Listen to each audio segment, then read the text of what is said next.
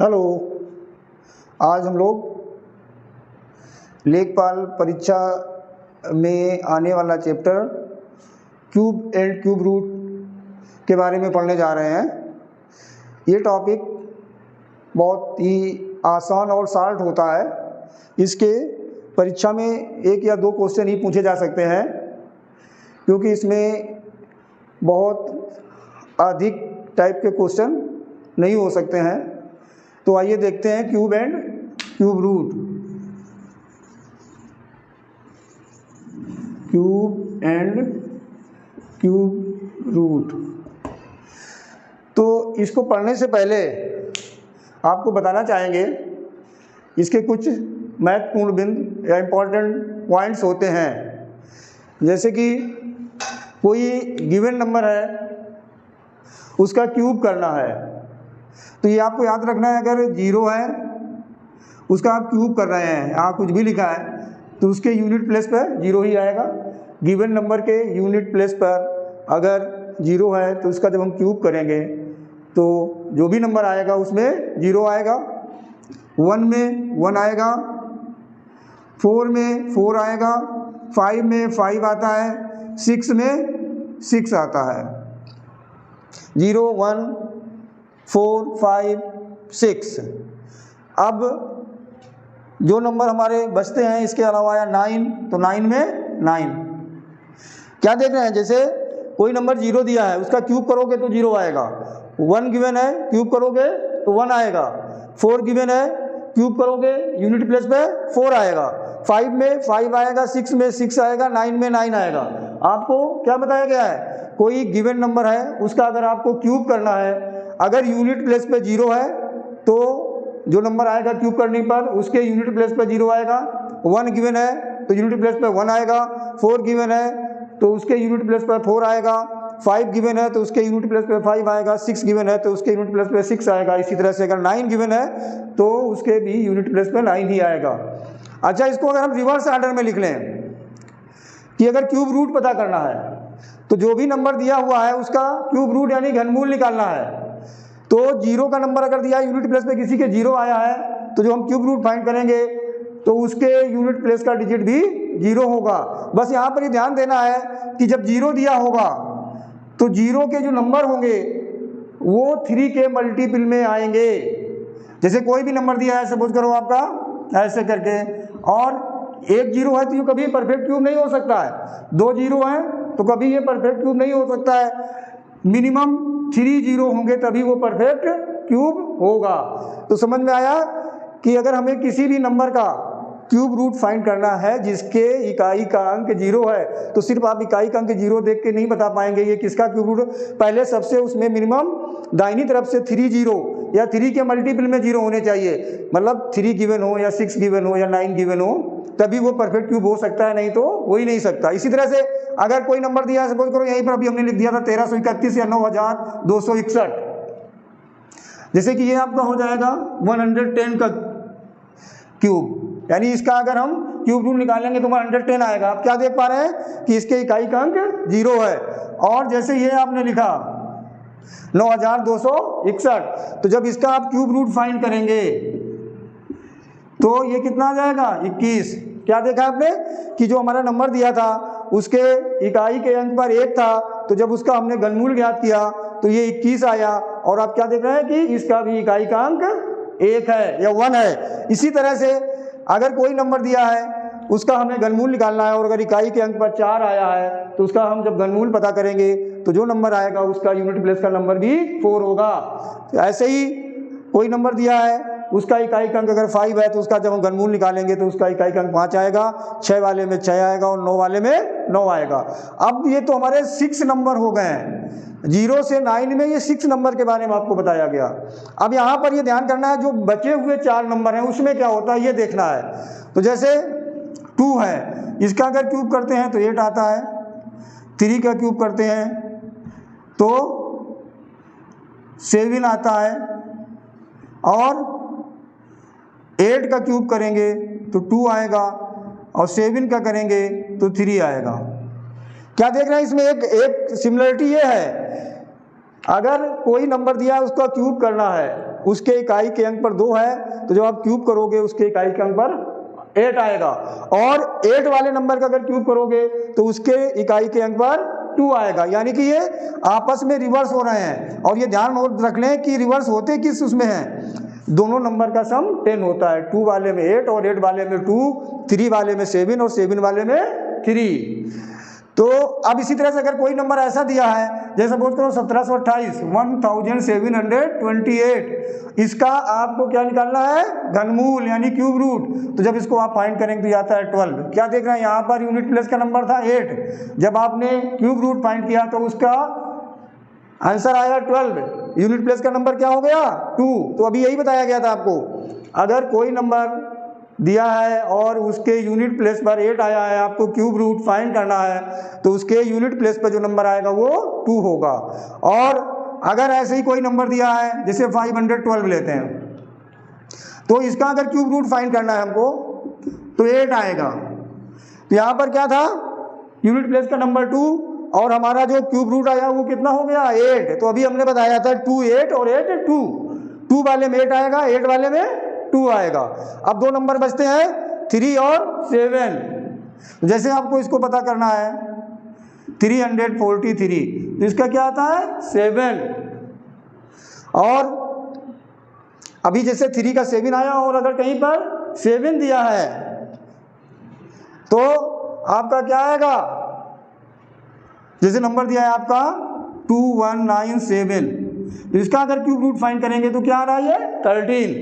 मतलब कहने का सिर्फ इतना है कि ये नंबर तो जो 0 1 4 5 6 9, अगर क्यूब रूट फाइंड करना है या क्यूब करना है, जो नंबर यूनिट प्लेस पर होता है वही आ जाता है। लेकिन अगर ये नंबर दिए हैं 8 2 7 3, तो ये आपस में रिवर्स हो जाते हैं, 8 का 2, 2 का 8, 7 का 3 और 3 का 7। ये नंबर यूनिट प्लेस पर शो होंगे आप जब इनको करके देखेंगे, ठीक है। तो ये तो शुरुआत था जो जानना बहुत ज़रूरी होता है। इससे जब क्वेश्चन दिया होता है तो ऑप्शन से देखने में ही बहुत मदद मिल जाती है। अब ये देखते हैं कि क्यूब रूट हम फाइंड कैसे करते हैं। तो इसके 2 तरीके होते हैं, एक तो सीधा सा फैक्टर या डिवीजन मेथड से हम लोग जिसे बोलते हैं वो कर सकते हैं, जैसे कि आपको अभी बताया गया 1728, इसके हम पहले फैक्टर करेंगे। तो आप देख रहे हो ये इवन नंबर है, इवन नंबर ऑलवेज 2 से डिविजिबल होता है। जब 2 से हम 1728 को करेंगे तो आ जाएगा 864। अब इसको फिर अभी इवन आया तो फिर इसको हम जब करेंगे तो ये आ जाएगा 432। अभी भी इवन आ रहा है, फिर जब करेंगे तो ये आएगा 216। 216 को जब 2 से करेंगे तो 108 आएगा, और फिर 2 को जब करेंगे 2 से तो ये 54 आया, और इसको 54 को 2 से करेंगे तो 27 आ गया। अब ये हमारा जो 27 आया है, आप देख पा रहे हो कि ये ऑड नंबर है, ऑड नंबर 2 से डिविजिबल नहीं होता है। तो हम देखते हैं 27 3 से डिविजिबल होता है, तो इसको हम 3 से करेंगे पहले। 3 9 जा 27, अब 3 से 9 को करेंगे 3, और 3 से 3 करेंगे 1। जहाँ पर हमारा 1 आ जाता है तो अब इसको हम छोड़ देते हैं। इसके बाद जो हमारा नंबर है इसको लिख लेते हैं। 2 हमारा आया है 3 टाइम, यानी 6 टाइम, तो एक 2 की पावर 3 हो गया, दूसरा 2 की पावर 3 हो गया, और 3 आया है 3 टाइम, ठीक है। क्यूब रूट फाइंड करना है, तो जब ये क्यूब रूट और ये पावर 3 सारी कैंसिल हो जाती हैं, या हम इसको ऐसे भी लिख सकते थे कि ये 1728। ये ध्यान रखना है आपको, अगर नंबर मल्टीपल में दिया है, बेस का नंबर मल्टीपल में दिया है और पावर सेम है, यहाँ पे आप देख पा रहे हो 2 की पावर 3 इंटू 2 की पावर 3 इंटू 3 की पावर 3, सारे नंबर में पावर 3 आ रही है, यानी कि बेस भले ही डिफरेंट हो लेकिन पावर सेम है। तो क्या करते हैं, जो बेस होता है उसका प्रोडक्ट फाइंड कर लेते हैं, यानी कि मल्टीप्लाई कर लेते हैं। तो 2 2 जा 4 3 जा 12, और पावर में कोई चेंज नहीं आता है, पावर ना ऐड होती है ना मल्टीप्लाई होती है, तो 12 की पावर 3 हो गया। तो यहाँ पर जब क्यूबिक रूट का निशान हटेगा तो ये आ जाएगा 12, यानी कि 1728 का क्यूब रूट क्या आ गया 12। अब यहाँ पर भी आप देख सकते हैं इसके यूनिट प्लेस पे क्या था 8, और यहाँ पर क्या आया 2। तो अभी ऊपर हमने बताया था कि कोई नंबर जब दिया है तो उसके अगर यूनिट प्लेस पर 8 है, उसका क्यूबिक रूट फाइंड करना है, तो जो आंसर आएगा उसके यूनिट प्लेस पर 2 आता है, ठीक है। और जो इसमें एक दूसरी इंपॉर्टेंट चीज़ होती है वो ये रहती है कि जैसे आपको कोई नंबर दिया है, सपोज करो ये दिया 9261, इसका क्यूब रूट फाइंड करने को बोला गया है। ठीक है, कभी कभी ऐसे लिख सकते हैं, इस क्वेश्चन को ऐसे भी लिखा मिल सकता है आपको 9261 पावर 1/3। क्यूबिक रूट को अगर हटा के हम पावर 1/3 लिख देते हैं तो मतलब सेम रहता है। तो ऐसे क्वेश्चन को दूसरा जो ट्रिक मेथड अपनाते हैं वो कैसे करते हैं, जो भी नंबर दिया है उनको दो पार्ट में अलग अलग डिवाइड कर लेते हैं। पहला पार्ट लास्ट 3 डिजिट का रहता है, लास्ट 3 डिजिट को एक ग्रुप में हम ले लेते हैं और बचे हुए जितने भी डिजिट हों उनको हम दूसरा ग्रुप में ले लेंगे। तो यहाँ पर हम क्या देख रहे हैं कि ये हमारा जो लास्ट के 3 डिजिट है वो है 261।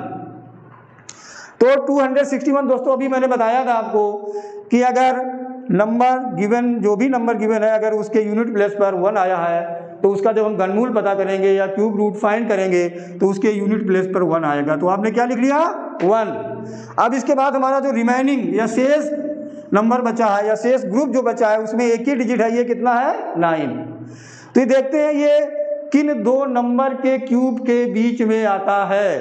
तो 9 जो है वो 2 के क्यूब से बड़ा होता है और 3 के क्यूब से छोटा होता है।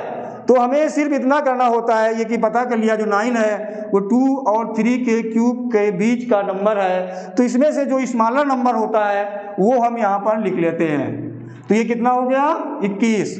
तो शॉर्ट मेथड से हम किसी भी नंबर का इस तरह से घनमूल पता कर सकते हैं। और इसी तरह से अगर कोई और नंबर हम लोग देख लें, जैसे थोड़ा सा बड़ा नंबर ले लेते हैं 15,625। तो दोस्तों अभी क्या बताया था, लास्ट के 3 डिजिट का एक अलग ग्रुप बनाते हैं और जो बचे हुए नंबर हैं उनका अलग ग्रुप बनाते हैं। तो यहाँ पर क्या आ रहा है 625, यूनिट प्लेस का नंबर क्या है 5। तो क्यूब रूट फाइंड करेंगे तो यूनिट प्लेस पे क्या आएगा 5, अभी पीछे आपको बताया गया है। तो इसका तो लिख लिया आपने 5। अब जो बचा हुआ नंबर है ये कितना है 15 यानी 15। तो आप देख सकते हैं कि ये 2 के क्यूब से बड़ा है और 3 के क्यूब से छोटा है। ये नंबर भी हमारा 2 के क्यूब और 3 के क्यूब के बीच का नंबर है। तो अभी हमने क्या बताया था कि इसमें भी हम छोटा नंबर लेते हैं। तो यहाँ पर छोटा क्या है 2, तो ये कितना हो गया 25। मतलब जो ये 15,625 दिया था इसका क्यूब रूट कितना होगा 25। ठीक है, इसी तरह से और भी क्वेश्चन आप कर सकते हैं। तो इसमें बस 2 ही मेथड होते हैं, एक तो फैक्टर कर सकते हैं या इस ट्रिक से आप फाइंड कर सकते हैं। कोई भी नंबर ऐसे जो भी दिया होगा तो उसका हम इसी तरह से हम उसको फाइंड कर सकते हैं कि क्यूब रूट कितना आएगा। अब देखते हैं कि कुछ क्वेश्चन कभी कभी ऐसे पूछ देते हैं क्यूब में बनने वाले। हालांकि एक दिन भी जब नंबर सिस्टम आपको पढ़ाया था तो उसमें बताया गया था a + b का होल क्यूब a - b का होल क्यूब की आइडेंटिटी से बनने वाले होते हैं। हालांकि वो आइडेंटिटी रहती हैं, अलजेब्रा में भी आ जाती हैं। अब जैसे एक क्वेश्चन दिया हुआ है p = 999 और बोल दिया जाए find the value of p square plus 3p plus 3 plus 1। अगर इसकी वैल्यू फाइंड करने को बोला गया है तो एक तो ये सीधा सा तरीका है जो सभी लोगों को पता है कि p की प्लेस पर हम 999 लिख दें और उसको सॉल्व कर दें तो हमारा आंसर आ जाएगा। लेकिन वो एक लेंथी प्रोसेस हो जाएगा। तो देखते हैं इसको हम ब्रेक करते हैं कैसे कर सकते हैं ऐसे क्वेश्चन को। 3 इस p का हमने इसमें मल्टीप्लाई किया, क्या हो गया p क्यूब, p का 3p से किया 3p स्क्वायर और p का फिर 3 से किया तो क्या हो गया 3p और ये +1 हमारा पहले से लिखा था, ये ब्रैकेट के बाहर है तो इसमें मल्टीप्लाई करने की ज़रूरत नहीं है। अब हम देखते हैं कि ये p क्यूब +1 एक जगह लिख लिया हमने, तो ये p क्यूब और ये हो गया 1 क्यूब, ऐसे लिख सकते हैं यानी a क्यूब + b क्यूब। अब इसमें हमें क्या दिख रहा है, जो 2 नंबर बचे हैं इसमें से हम 3p कॉमन ले लें तो क्या आ जाएगा p + 1। तो ये आइडेंटिटी आप देख रहे हैं बन गया a cube + b cube + 3ab और in bracket a + b। A plus B का होल क्यूब की आइडेंटिटी होती है A cube plus B cube plus 3ab और ब्रैकेट में ए प्लस बी। तो ये जो क्वेश्चन था हमारे अब इस फॉर्म में आ गया, A cube plus B cube plus 3ab, p और 1 का मल्टीप्लाई करेंगे 3p ही रहेगा और ब्रैकेट में a प्लस बी, a और b हमारा क्या है p और 1, तो p प्लस 1। अब हम क्या करें, इसमें p की वैल्यू पुट कर दें, तो इसको हम क्या लिख लेंगे, ऐसे करके लिख सकते हैं p प्लस 1 का होल क्यूब। ठीक है, अब क्या करना है हमको, ये आ गया तो इसकी वैल्यू हम क्या लिख दें, जो गिवन थी 999 और प्लस 1 का होल क्यूब, तो ये कितना हो गया 1000 होल क्यूब। अब आप अभी आपको बताया गया था कि 1000 ये 3 और ये क्यूब रूट हटाते हैं तो पावर क्या हो जाती है। हाँ, तो अभी हमने पीछे जैसा कि आपको बताया था कि अगर ये क्यूब रूट होता है, इसको अगर हम यहाँ से रिमूव करते हैं, इसको हटाते हैं तो पावर में क्या आ जाता है 1/3। तो ये 3 और ये 3 कैंसिल हो जाएगा, क्या आ जाएगा आपका 1000। तो जो गिवन क्वेश्चन था आपका उसकी वैल्यू फाइंड करनी थी और फी इक्वल टू दिया था 999 सॉरी, तो इसका आंसर क्या आ गया आपका 1000। और देखते हैं इस तरह हम इसमें क्यूब और क्यूब रूट में क्या पूछ सकते हैं। एक कहीं पे कभी क्वेश्चन पूछते हैं, दे देते हैं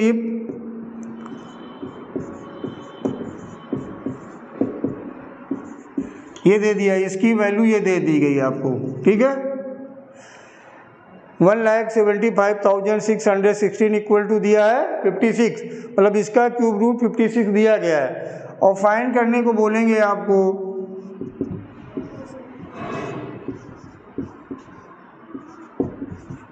ये लिखा हुआ है प्लस ये लिखा है और फिर इसके बाद आपका ये लिख दिया। ठीक है, तो आप क्या देख रहे हैं, जो नंबर इसमें लिखे हैं वही यहाँ पर लिखे हैं, बस डिफरेंस कितना है कि इसमें डेसिमल का यूज हुआ है और इसमें डेसिमल नहीं था। तो हम जब इसको सॉल्व करते हैं तो इतना ध्यान देते हैं कि इसका जो डिजिट आएंगे सॉल्व करने पे वो यही रहेंगे 5 और 6। यहाँ पर 5 6 56 था। अब ये देखना है हमको कि इसमें डेसिमल हम यूज कैसे करें।